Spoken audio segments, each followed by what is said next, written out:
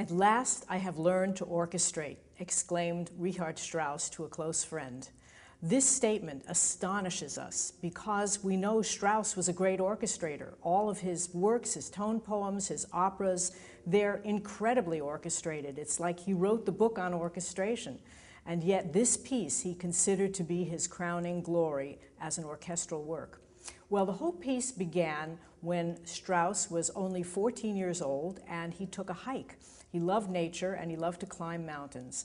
And he took a hike with a group of his friends and got lost. Was caught in a thunderstorm, got soaked to the skin, and it made an indelible impression on him. So many years later, in 1899, he started to sketch a piece about this mountain adventure. But it was not until the death of his close friend and colleague, Gustav Mahler, in 1911, that he actually sat down in earnest to finish the work.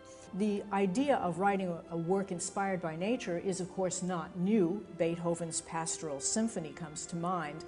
But in Strauss's hands, the orchestration is so very particular and so very exact. It's like almost like watching a film or listening to a film score, because every step of the hike, from the night, the early night and the dawn when he first starts out on the hike, to the actual thunderstorm where he uses a thunder machine.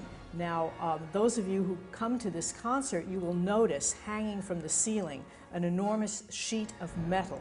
And this is the thunder machine, and it's only used once in the piece, but it has a very dramatic and a very thunder-like sound. It really gives a realistic sound of thunder.